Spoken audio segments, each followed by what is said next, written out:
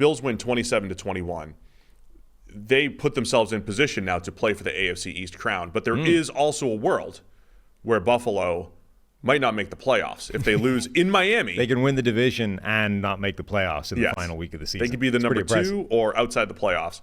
But Buffalo, weird game here. They turned the Patriots over like 4 times in 10 plays or something ridiculous. I mean, they kept turning the ball over. Josh Allen started 2 for 11 or 12 or whatever. I don't know, man. It was you usually see that, like, sometimes that dynamic happens where a team can, win the division or not make the playoffs, but it's usually when they have like a 7-9 record, Right. The Bills can do that, and they're 10-6 right now. Right. That's crazy. If they're 10-7, if they lose, the Bills they need help.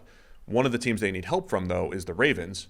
They would need the Ravens to beat Pittsburgh, and we don't know if the Ravens are going to start their starters. We also know that the Ravens are, preseason geniuses, and so their backups generally play well, right? Yeah. It's like the preseason Ravens against the regular season Steelers. Something's got to give. The same. We'll preview that, though, in 2 days on Thursday. But Buffalo wins 27-21.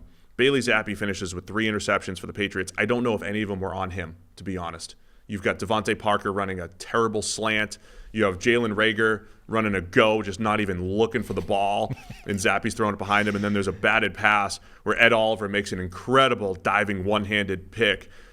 Just being honest here, I don't think any of those were actually on Bailey Zappi. Great plays by the Bills, though, including one of them being a pick 6 by Rasul Douglas on that miscommunication on the pass to Jalen Reagor, who has made a career of just running the wrong route and creating interceptions for his QBs. I don't know how Jalen Reagor is that bad at football.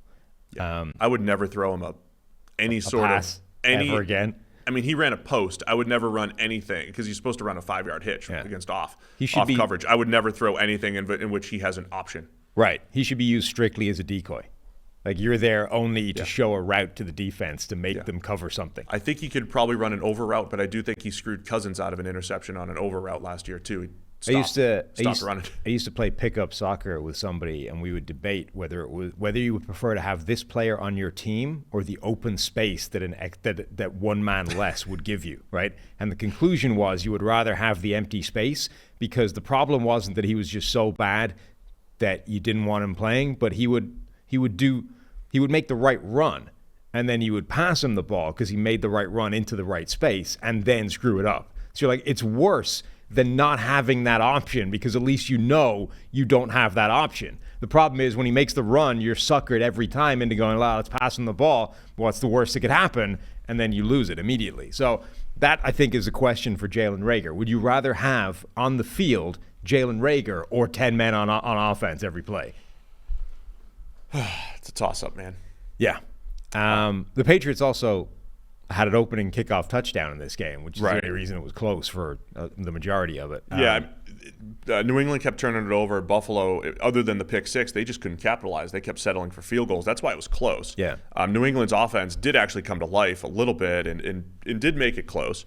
The defense in New England has continued to play really, really well. I mean, just with no-name type of players. Like I said this before, when people talk about what Belichick's done and everything, and Belichick's lost his fastball, and Belichick is, the GM has let down the coach or whatever, like, there's a lot of truth in that. But he's like still uncovering the same type of gems on defense, the Jelani Tavais of the world. Like, he's still unlocking these guys that he did during the Super Bowl era of New England. It just doesn't matter because the offense has just been so horrendous. So they've done a really nice job kind of keeping it together. This is probably the best job they've done against Josh Allen, other than the 60-mile-an-hour wind game. And this is the best, because Josh Allen has owned this New England defense. Did it in the playoffs a couple years ago. In almost every big game, Allen was all over the place in this one early on. He did start making some big plays. Dalton Kincaid hit him with a nice pass for 51 yards. Allen also kept trying to play rugby.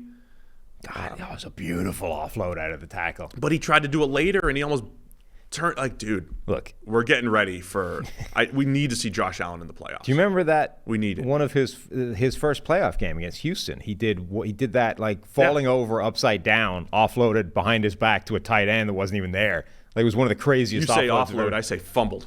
Whatever. Potato.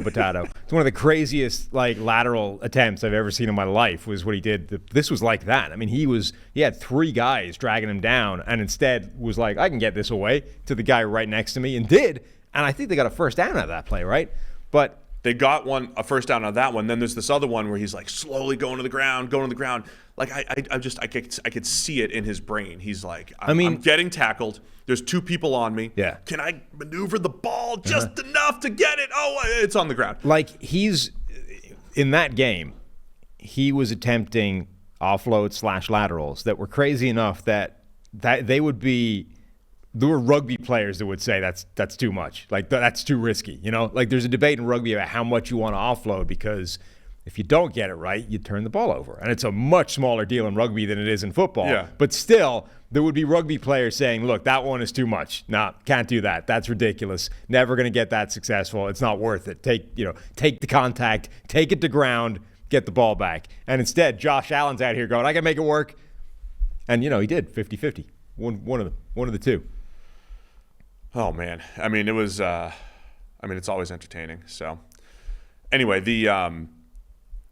what's at stake here? As I mentioned, Buffalo playing for the number 2 seed and then would need some help if they lose in Miami, which has always been a trouble spot for a lot of AFC East teams going down there.